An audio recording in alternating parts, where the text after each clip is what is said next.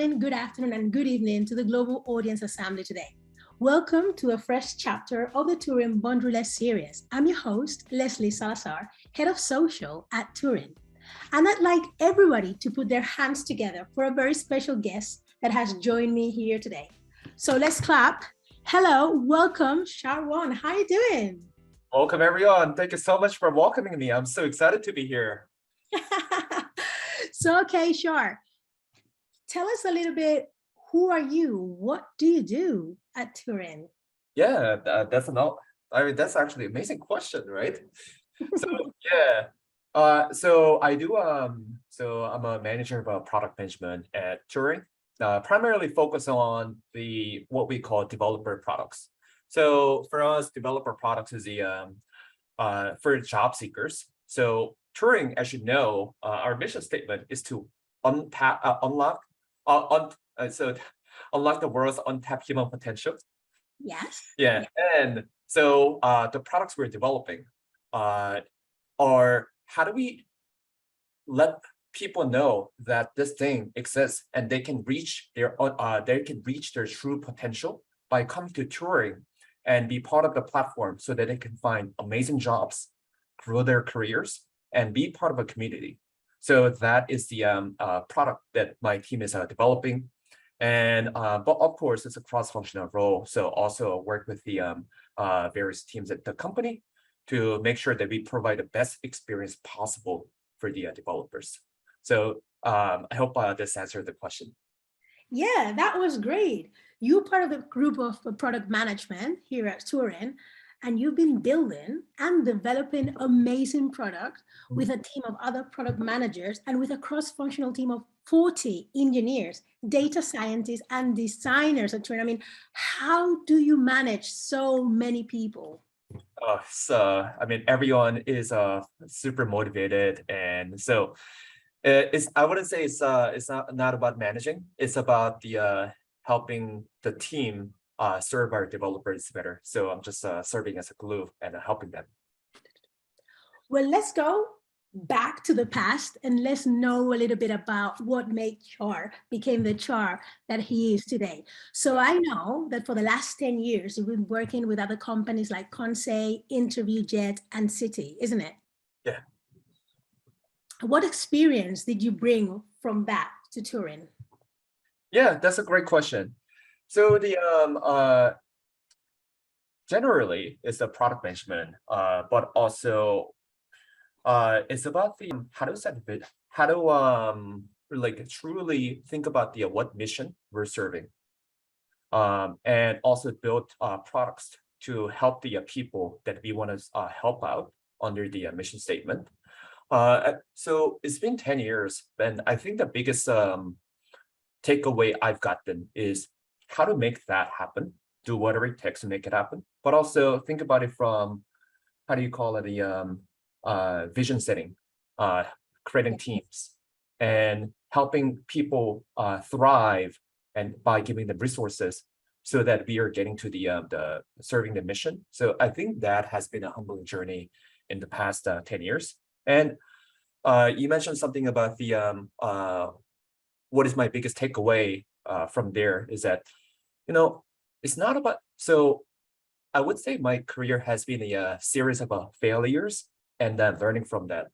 And, product management essentially is the job itself is running a lot of experiments. And so what matters is not whether it is a successful, but how you recover and learn from it. And so that we can launch better experiments and create better products. So I would say that's the biggest takeaway I've got in the past 10 years and what I brought to Turing. I think that is amazing. And that's all about the vision. You were telling us about the vision. And something that I think is great, and I think people should know, is that you've been with Turing since the beginning, 3 years ago, right? So can you tell us a little bit about, I mean, you've witnessed all the exponential growth of Turing and how good we're growing, developing, and delivering that amazing product to our customers and developers, right? And the matching system, the vetting system. I mean, can you tell us a little bit about that? I mean, what have you seen? And obviously the vision, well, you cannot tell us what is the future, but for sure you can guide us a little bit. I see. So are you talking about like how products have evolved at Turing since the beginning? Yeah. Yeah, another fantastic question. So, when I joined pretty early in the company. And so a lot of the products you see, I mean, even the what you see in the homepage, is not what existed before. So maybe I'll talk about this in a little bit, but initially there wasn't much of product homepage and some like some intake process. So actually the first thing I did is to working with by working with co-founders and also the SVP engineering to find out, hey, what can we do to strategize, helping strategize getting to this goal, and the goal being helping I forgot the exact number, but helping X number of engineers get jobs that they will be satisfied with. So we actually work everything backwards from there. And so we talked about, okay, how do we know whom to reach out? How do we sign them up? How do we know how do we vet them? How do we match them? And also how do we build out the other side of the marketplace equation? Yeah. So we worked backwards from the goal and then thought about the funnel. And hey, so first thing we should do is who are the developers we should reach out first, and building a product based on that thing. So that product, we call it a communication platform. So that manages whom we should reach out to and how do we reach out to them and when we should reach out and how do we bring them to Turing. And then from there, your journey begins. So 2019 was building up the piece. 2020 was the helping them get vetted so that we can match them for the right jobs. And then 2021 has been giving additional value for developers to continue their journey with us. And 2022 is now a new chapter where we're expanding now to multiple roles, not just software engineering, but also AWS, Azure, GCP, a lot of cloud roles, as well as the providing more leadership roles for people. So yeah, that's it's kind of a long answer to yours, but we thought about the goal, where we want to be, and then created this journey for developers. Love it. What about 2023? You tell me. Yeah, maybe yeah, I'm not sure, but maybe create another social tool. Who knows? Yeah. Sky's the limit. But you know what, Sharp? Yeah. I do know a secret because I know the beginnings are fun, and for sure you have fun stories. And I know something about Facebook banning Turin. Come on, tell us some fun stories about the beginning. How? Oh, yeah. Yeah. So I mean, nothing's really figured out at first, right? So, for example, like we wanted to make it a truly global, and so we wanted to sell. Here's one example. Okay. We wanted to celebrate end of the year, so celebrating good year, right? And then we realized, oh, how do we do this? Do we do this on Zoom? Do we do the holiday party on Zoom? To you guys, it's a little sad to do it on Zoom. I don't know if you ever went to a Zoom wedding. It's not quite the same. So figuring that out, and also we realize, oh, some regions of the world they don't drink. So what do we do? So figuring out a lot of those kind of minor things, but also another thing is we are kind of aggressive about the our goal setting, and we try to make that happen. And at one point, for example, one of our ad providers thought we were very aggressive in our ad spending and everything. So actually, I can talk about the company. Facebook banned us for a brief moment. Yeah. So also figuring out, okay, who do we know at Facebook, and how do we help them? Like, how do we explain that what we are doing is actually different than what they think we're doing? So yeah, a lot of those are 0 to 1 stuff. And also because the products did not exist, we actually our best product was Google Sheets. Okay. Yeah. Yeah, so a lot of fun stuff in the beginning. Oh gosh, yeah. But like, if we fast forward a little bit, Yeah. what would you say is the impact of Turing products compared to other products nowadays? Yeah, so that's a good question. I mean, it's kind of cliche, but I'm gonna go back to the impact we're making with related to the mission statement. The mission statement is to unlock the world's untapped human potential, and we truly mean that. And the products we're building are actually changing people's lives. So imagine this: we spend 1/3 to half of our lives working. So that's 8 hours to 12 hours a day. And if you can help people find a job they truly enjoy, whether it be products they have enjoyed using, opportunities that they didn't realize existed before, then we are actually improving 1/3 to half of their lives. So the products we're building, I believe, are fundamentally improving people's lives. So I would say that is what's different about Turing's products than what you see commonly out there. Nice. Amazing. So I know the Yeah. vetting and the machine system that Yeah. we have at Turin is phenomenal. Mhm. I mean, from the social media point, I know that we publish around 300 unique jobs per Yeah. month. I mean, the match system is beyond phenomenal. It's Yeah. crazy. Like Yeah. 300 jobs per month, Mhm. every single month. Yeah, Um, we do a lot of I that. remember when I first joined and I was thinking, Yeah. I mean, is it the same job? Is it no, it's different and unique. I think we really need to say this. And I Uh, know you've been part of this. So could you give us some light? I mean, how does it work? How can it be so great? I mean, I would, yeah, so yeah, you can talk about this one. So, so let me talk about one thing. So we do have a lot of jobs. So if any developers watching this, you should definitely come to Turing and be a Turing developer. And another thing is those are also quality jobs. So I guess it's something we do differently than any other platforms is that we actually vet customers that come to Turing.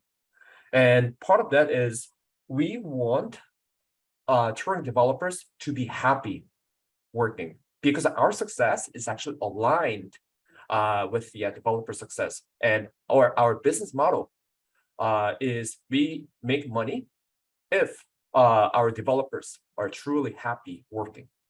So as a result, we need to be very diligent about whom we want to work with as our customers, and therefore the not just many jobs, but also the quality jobs that we're bringing. And for that, so we do a vetting on both ends, on the developer side and also the customer side. So on the company side, I'll talk about it in a little bit. On the developer side, our focus is everyone is different. What job is the best match for this person? So as an example, somebody who is working at a large company and working on a complex system, their job fit is different than, let's say, somebody who enjoys working at a like very like early stage of a startup. So how do we learn so much about them and help them get matched to the jobs they're truly a fit for? Yeah. So that is where Turing's vetting and matching system is based on.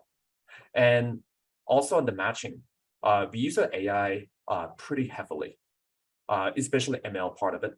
So based on what our hiring managers are searching for, and based on what their colleagues are interested in, we learn all about these so that we can actually make better matches about actually let me here one thing we found out is that it turns out I forgot the exact number, but I think it was 30 to 40% of the people they hired are different than the job descriptions. So it shows that actually, I mean, in hindsight, customers don't always know what they're looking for, right? So we're actually using ML to learn more about them. So the question here is, can we learn about them better than themselves, and guiding them through the process? And the same philosophy applies across all of our Turing products. So I hope it makes sense. And so we try to require less work on the user end and improve it using ML on the vetting and matching. No, I think that's great. I mean, we have really solid products here at Turin. Mhm. And I'm thinking, as a leader, Mhm. something that is really important on building this type of solid products is the thought that goes behind it, right? Mhm. Could you tell us a little bit about this? Yeah, it's a good question. So I think there are three things. I mean, so let me talk about that. The most important thing, and then talk about the three things underneath. So I think the most important thing is that what is the purpose about why we are doing this? So I don't know if you ever heard of Jeff Bezos like work backwards from the goal. You heard about this? Yeah. Yeah. So before we even start, do we really need to build a product for this? Like, what do we really want to do? Yeah. And then if you are convinced this is actually a problem, then can you work backwards from it? So that means, hey, why should people be excited by this?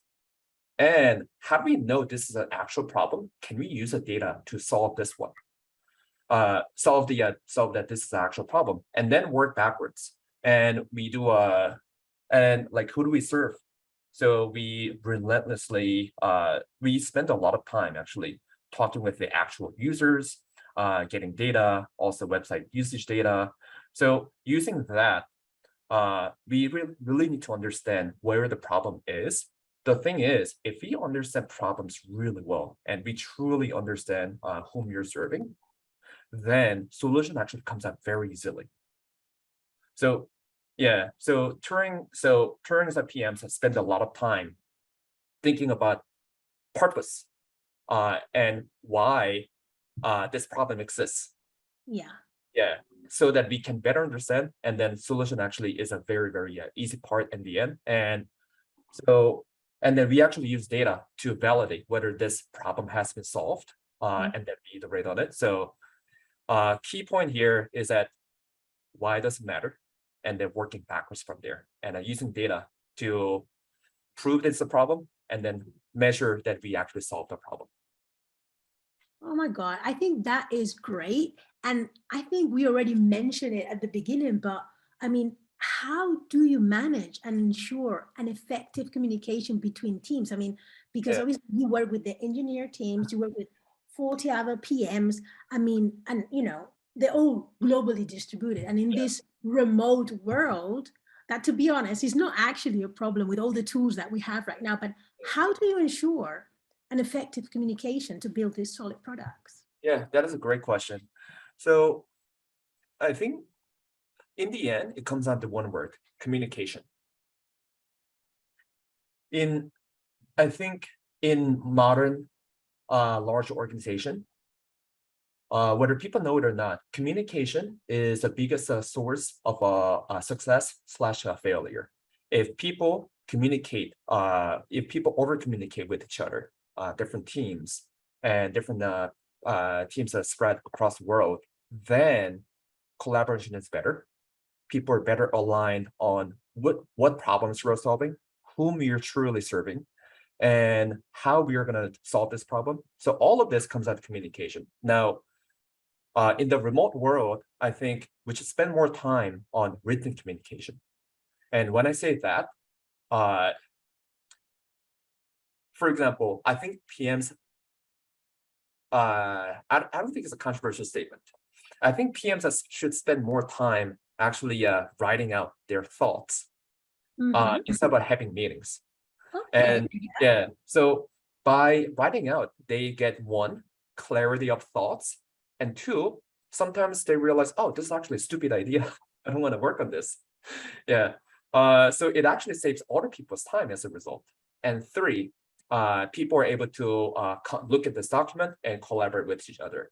So I think having a good written communication is a crucial skill And as you mentioned, remote environment presents another challenge, which is that there's no whiteboard.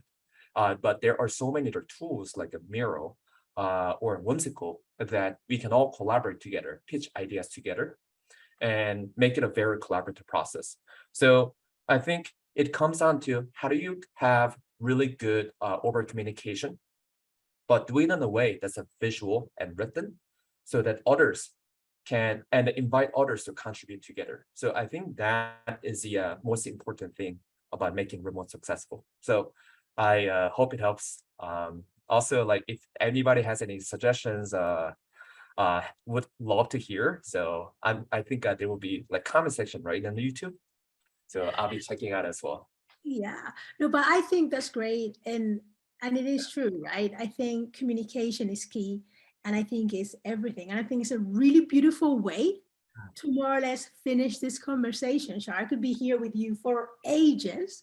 But to wrap things up, would you like to share some tips or advice for other product managers who are managing a globally distributed teams remotely? Yeah, good question. So one is that communication is definitely important. And maybe a few other points are